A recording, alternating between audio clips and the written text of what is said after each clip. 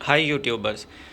अच्छा, आपके साथ मुझे एक चीज़ शेयर करनी थी। जब भी आप बैटरी पैक बनाने लगें उससे पहले आपको एक कुछ चीज़ें करनी होती हैं। मेरी प्रीवियस वीडियोस में काफ़ी सारी चीज़ें मैंने आपसे शेयर की हैं।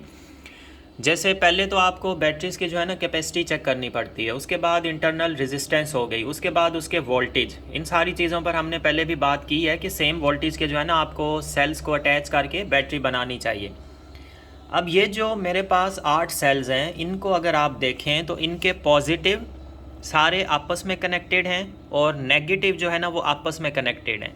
इससे ये हुआ है कि ये पूरे के पूरे 8 सेल जो है ना इस टाइम पर आपस में कनेक्टेड हैं। ये एक सेल के तौर पे कनेक्टेड हो चुके हैं, इनके पॉजिटिव आपस में और नेगेटिव आपस में। और यहाँ से हमें जो वोल्टेज मिल रहे हैं वो है 3.65 के, इसके एक ही सेल के जितने वोल्टेज। और एम्पेयर जो है इसके 8 टाइम्स हो गए हैं। जैसे ये 8 सेल हैं, 100 एम्पेयर का एक सेल है, तो ये 800 एम्पेयर के बन गए हैं। अच्छा, ये चीज़ मैंने इसलिए की है कि जब भी आप बैटरी पैक बनाएं उससे पहले आपने कैपेसिटी तो चेक कर ली, इंटरनल रेजिस्टेंस भी चेक कर ली। अब आपने करना ये है कि आपने इन सेल के वोल्टेज सेम रखने हैं।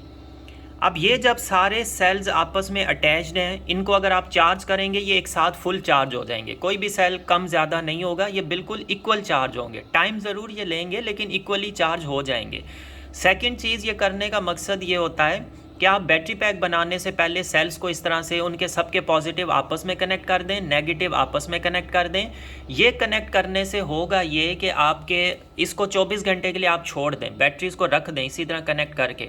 तो ये आपकी सारी बैटरीज जो है ना, अगर कोई 3.6 पर है, दूसरी 3.5 पर है, तीसरी 3.4 पर है, ये सारी आपस में इक्वल हो के बैलेंस हो जाएंगी और ये 3.5 या 3.6 पे इक्वल बीच के वोल्टेज पे आके सेट हो जाएंगी।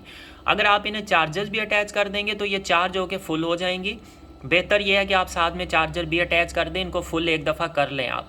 सेकेंड चीज़ ये है कि ये आपस में बैलेंस्ड हो जाएंगी। फिर आप इनको तकरीबन, वैसे ये होता है कि 1 मंथ का टाइम रखना चाहिए सेल्स को, लेकिन आप 1 वीक भी रख सकते हैं, आप 2 दिन भी रख सकते हैं। ऐसे ही रख दें विदाउट चार्जिंग, चार्जर हटा के ऑफ करके आप इनको रख दें और इन सेल्स को डिसकनेक्ट करके रखें, इनके आपस के कनेक्शन ओपन कर दें।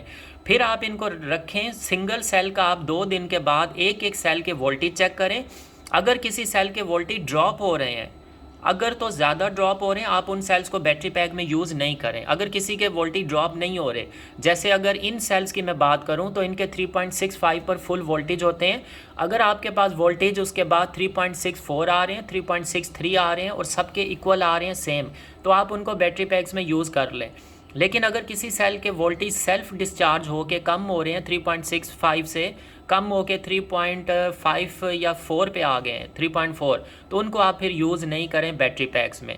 अगर किसी के वोल्टेज जैसे 2 सेल्स के 3.4 पर है, एक सेल का 3.5 पर है, तो आप ऐसे कोशिश करें कि हर एक रो में सेम वोल्टेज के सेल लाएं। जैसे 3.5 वाला एक लगा दिया, एक 3.4 वाला लगा दिया, इस तरह से। ऐसा नहीं हो कि एक रो में 3.4 कर दिए, सेकंड में 3.5 कर दिए। आपने डिसबैलेंस नहीं उनको लगाना।